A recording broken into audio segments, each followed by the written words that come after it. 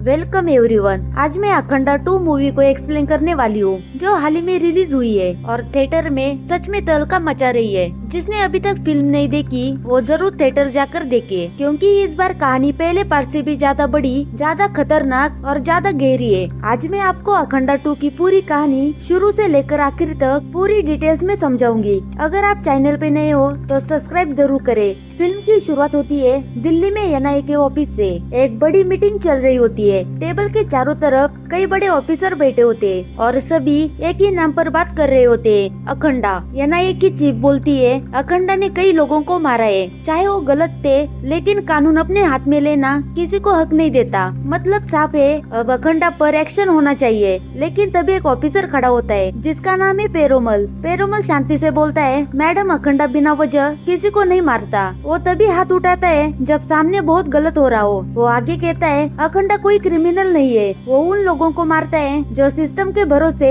लोगों की जिंदगी बर्बाद कर रहे हैं। यह सुनकर एनआईए की चीफ गुस्से में आ जाती है। वह कहती है, देश नियम से चलता है, किसी एक आदमी से नहीं। अगर उसने कानून तोड़ा है तो उसे सजा जरूर मिलेगी। लेकिन पेरोमल साफ मना कर देता है। वो कहता है, मैं अखंडा के खिलाफ कोई केस नहीं बनाऊंगा। और फिर वही सबके सामने अपनी नौकरी से इस्तीफा दे देता है और बिना कुछ बोले ऑफिस से बाहर चला जाता है। यही से समझ आ जाता है कि अखंडा कोई आम इंसान नहीं है। इसके बाद सीन बदलता है और हमें दिखाया जाता है अखंडा को। वो एक पुराने मंदिर में जाता है, वही मंदिर जहाँ उसका जन्म हुआ था। मंदिर में कुछ साधु बैठे होते हैं। एक बूढ़ा साधु अखंडा को देखकर बोलता है कि अब तक जो मुसीबतें आई वो बहुत छोटी थी, अब जो आने वाला है वो बहुत बड़ा खतरा है। साधु उसे बोलता है कि अगर उसे आने वाले खतरे से लड़ना है तो उसे बहुत कठिन साधना करनी पड़ेगी। इस साधना में अगर थोड़ी सी भी गलती हुई तो सीधी मौत है। लेकिन अखंडा बिल्कुल भी नहीं घबराता। वो बिना कुछ सोचे तपस्या के लिए तैयार हो जाता है। अखंडा एक पैर पर खड़ा होकर ध्यान करना शुरू कर देता है।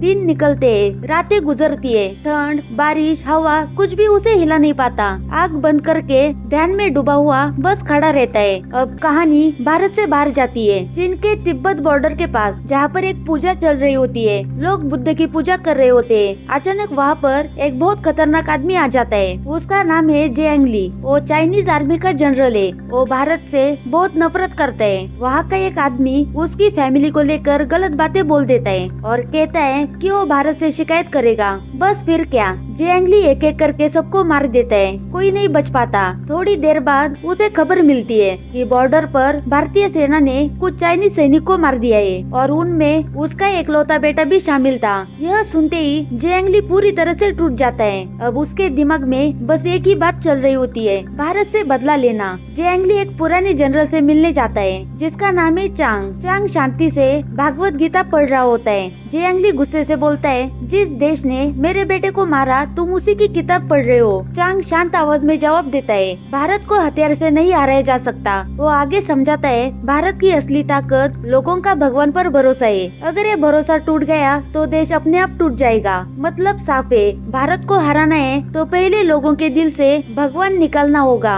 यही से सबसे खतरनाक साजिश शुरू हो जाती है। अब कहानी वापस भारत आती है। सरकार गाँव के लिए एक बड़ा प्रोग्राम लाने वाली होती है, लेकिन एक ऑफिसर जिसका नाम है विशाल त्रिवेदी, वो एक गाँव का नाम हटाने के लिए कहता है। गाँव का नाम है शांतिपुरम। वो बताता है वहाँ गलत काम होते हैं, ड्रग्स उगाए जाते हैं और गुंडे राज करते हैं। तब फैसला होता है कि एक सख्त आदमी वहाँ पर भेजा जाएगा जिसका नाम है बाल मुरली। बाल मुरली गाँव में तूफान की तरह घुसता है और जो गलत करता है उसे वही सबक मिलता है। वो साफ कह देता है, अगर यहाँ पर फिर गलत हुआ तो अंजाम और बुरा होगा। गाँव का मामला सुलझाने के बाद बाल मुरली अपने घर लौटता है। यही हमें पता चलता है कि उसकी एक बेटी है जिसका नाम जननी है। उम्र बस 17 साल, लेकिन दिमाग बहुत तेज। दरअसल जननी DRDO में साइंटिस्ट है। सब ये सुनकर हैरान होते हैं कि इतनी छोटी उम्र में वो इतना बड़ा काम कैसे कर रही है। असल में जननी का IQ लेवल बहुत हाई होता है। वो देश के लिए एक खास प्रोजेक्ट पर काम कर रही होती है। कहानी अब हिमाचल प्रदेश चली जाती है।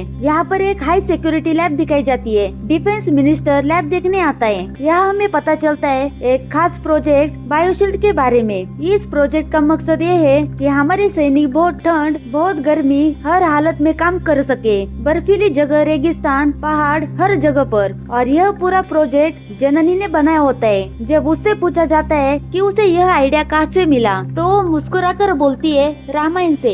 सब चौंक जाते हैं। जननी समझाती है राम जी ने जंगल, पहाड़, नदी, गर्मी और ठंड सब कुछ झेला, लेकिन कभी कमजोर नहीं पड़े। यही सोचकर उसने प्रोजेक्ट बनाया। सब जननी की तारीफ करते। अब वापस चीन की तरफ चलते। चांग और जियांगली अपना अगला कदम तय कर चुके होते। उनके पास एक बहुत खतरनाक हथियार आ जाता है, लेकिन वो जानते हैं कि सीधा हमला करने से भारत नहीं टूटेगा। इसलिए वो दोनों एक नया तरीका अपनाते हैं। भारत के अंदर एक आदमी को चुना जाता है जिसका नाम है अजीत ठाकुर। अजीत ठाकुर एक बड़ा नेता है, बाहर से साफ सुथरा लेकिन अंदर से बहुत खतरनाक। उसका सपना है प्रधानमंत्री बनना, लेकिन वो हार चुका होता है। इस गुस्से में वो दंगे करवाता है, कई लोग मारे जाते हैं। पीएम उसे बुलाकर सख्त चेतावनी देता है, लेकिन ठाकुर डरने वालों में से नहीं है। वो जानता है कि पैसा और ताकत सब संभाल लेती है। यही आदमी चांग और जियांगली से हाथ मिला लेता है। अब सबसे खतरनाक प्लान सामने आता है। ठाकुर बोलता है भारत की आस्था सबसे बड़ा हथियार है, तो फैसला करते महाकुंभ में हमला, लेकिन बम से या गोली से नहीं, बल्कि एक वायरस से। प्लान ये होता है महाकुंभ के समय गंगा नदी में एक खतरनाक वायरस छोड़ा जाएगा। जो भी स्नान करेगा धीरे धीरे बीमार होगा और मर जाएगा, और फिर लोग कहेंगे भगवान ने नहीं बचाया। अब महाकुंभ शुरू होता है। करोड़ों लोग गंगा में स्नान करते हैं। शुरुआत में सब ठीक लगता है, लेकिन कुछ दिनों बाद लोग बीमार पड़ने लगते हैं। हॉस्पिटल भर जाते हैं, डॉक्टर घबरा जाते हैं, पूरे देश में डर फैल जाता है। यहाँ तक कि पेरोमेल की बेटी भी इस वायरस की चपेट में आ जाती है। अब सरकार समझ जाती है कि ये जरूर हमला है। इस मौके का फायदा उठाकर अजीत ठाकुर लोगों के बीच भाषण देने लगता है। वो बोलता है अगर भगवान होते तो लोग मरते, भगवान ने सबको मार दिया। धीरे धीरे लोग मंदिर जाना छोड़ने लगते हैं, पूजा बंद होने लगती है, और यही दुश्मन चाहता था। अब सरकार के पास बस एक ही उम्मीद बचती है, और वो थी जननी। जननी और उसकी टीम दिन रात मेहनत करती है। उन्हें लगता है कि बायोशील्ड इस वायरस पर काम जरूर कर सकता है, लेकिन दिक्कतें होती है कि पहला टेस्ट किस पर करे। आखिर में जननी की सीनियर अर्चना खुद आगे आती है। वो खुद पर वायरस टेस्ट कराती है। सब डर जाते हैं। कुछ देर बाद बायोशील्ड काम करता है, एंटीडोट मिल जाता है, पूरा देश खुश हो जाता है। लेकिन कहानी यहाँ पर खत्म नहीं होती। अजीत ठाकुर को एंटीडोट की खबर मिल जाती है। वो लैब पर हमला करवा देता है। लैब पूरी तरह से तबाह हो जाती है। कई साइंटिस्ट मारे जाते हैं। अर्चना जननी को बचाते हुए खुद मर जाती है। जननी एंटीडोट लेकर पहाड़ों की तरफ भागती है। कुंडे उसका पीछा करते। वो चिल्लाती है। उसी वक्त तपस्या में डूबा अखंडा जागता है। अब वह पहले जैसा नहीं था। उसके अंदर दिव्य शक्ति आ चुकी थी। जो सामने आता है वो बचता नहीं। वो वहाँ पर आती मौत का तांडव मचा देता है। अखंडा जननी को बचा लेता है। यही से असली खेल शुरू होता है। अखंडा जननी को बचाकर एक सुरक्षित जगह ले आता है। जननी अभी भी डरी हुई थी। वो अखंडा को देखती है और बोलती है आप कौन है? इतनी ताकत किसी इंसान में कैसे हो सकती है? अखंडा शांत आवाज में बोलता है मैं वही हूँ जो जरूरत पड़ने पर सबके साथ खड़ा होता हूँ। जननी को अपनी दादी की बातें याद आ जाती है। दादी हमेशा कहती थी एक दिन भगवान शिव का भेजा हुआ कोई जरूर आएगा। अब जननी समझ जाती है कि ये वही इंसान है। उसके पास भी एक दिव्य शक्ति थी। चलते चलते जननी का गुस्सा बाहर आ जाता है। वो अखंडा से बोलती है आपने अपने भगवान के लिए अपनी माँ को अकेला छोड़ दिया। वो हर दिन आपका इंतजार करती रही। फिर वो और आगे बोल देती है अगर भगवान होते तो इतनी मुसीबत क्यों आती? अखंडा कुछ नहीं बोलता। वो जननी को एक पुराने बंद पड़े मंदिर के पास ले जाता है। मंदिर के बाहर ताला लगा हुआ था। अखंडा ताला तोड़ता है और अंदर दीप जलाता है। कुछ ही देर में आसपास के लोग इकट्ठा हो जाते हैं। लोग गुस्से में बोलते हैं भगवान ने क्या दिया हमें? बस मौत और बीमारी। अखंडा सबकी बात शांति से सुनता है। फिर बोलता है भगवान ने कभी नहीं छोड़ा, हमने ही भगवान को छोड़ा है। वो आगे कहता है जब हम लालच में अंधे हो जाते हैं, गलत को सही मान लेते हैं, तब भगवान कैसे आएगा? धीरे धीरे लोग शांत हो जाते हैं। जननी भी सब कुछ समझने लगती है। उधर दिल्ली में हालत बहुत खराब होते है। पीएम को पता चलता है कि लैब तबाह हो चुकी है और एंटीडोट गायब है। सबको लगता है अब कुछ नहीं बचा। तभी खबर आती है एंटीडोट जननी के पास है। सेक्रेटरी पद्मावती तुरंत आर्मी और हेलीकॉप्टर भेजती है। लेकिन इससे पहले एक नया खतरा सामने आता है। एक तांत्रिक नेत्रा जिसकी एक आंख नहीं है और चेहरा डरावना है। नेत्रा अजीत ठाकुर से मिलता है। वो बोलता है अखंडा मेरा पुराना दुश्मन है। यही से कहानी हमें फ्लैशबैक में ले जाती है। अजीत ठाकुर पीएम बनना चाहता था, लेकिन हर बार हार जाता था।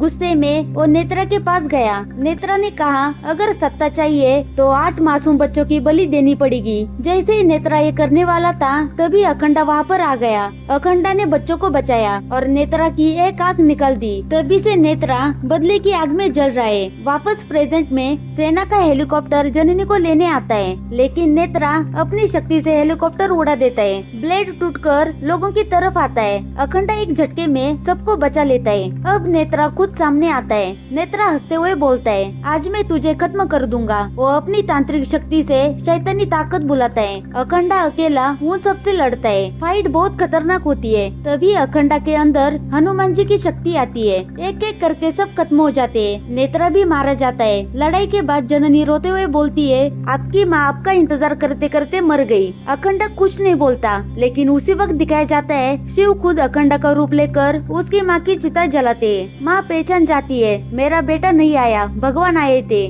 जननी को पूरा सच पता चलते ही उसका विश्वास लौट आता है। उसके बाद अखंडा अपनी माँ की राख गंगा में बहा देता है। उसी वक्त सेक्रेटरी, आर्मी चीफ सब वहाँ पर पहुँच जाते हैं। जननी उन्हें एंटीडोट सौंप देती है। अखंडा सबसे बोलता है, देश की रक्षा तुम करो, धर्म पर आंचाई तो मैं खड़ा रहूंगा। वो कसम खाता है, जो भी इस देश की तरफ गलत नजर से देखेगा उसे छोड़ा नहीं जाएगा। वही दूसरी तरफ जयंगली और चांग कैलाश पर्वत उड़ाने की कोशिश करते हैं, लेकिन अखंडा वहाँ पहुँच जाता है। पूरा तांडव मच जाता है। दुश्मन की पूरी आर्मी खत्म हो जाती है। वायरस भी पूरी तरह से खत्म हो जाता है। देश बच जाता है। लोगों का भरोसा वापस लौट आता है। अखंडा फिर से गुमनाम हो जाता है। अंधेरे में आवाज आती है, जब धर्म पर खतरा आएगा अखंडा फिर लौटेगा। तो दोस्तों, ये थी अखंडा पार्ट 2 की पूरी कहानी। वीडियो पसंद आए तो लाइक और शेयर जरूर करें और चैनल को सब्सक्राइब करना न भूले। तो मिलते हैं अगली कहानी के साथ।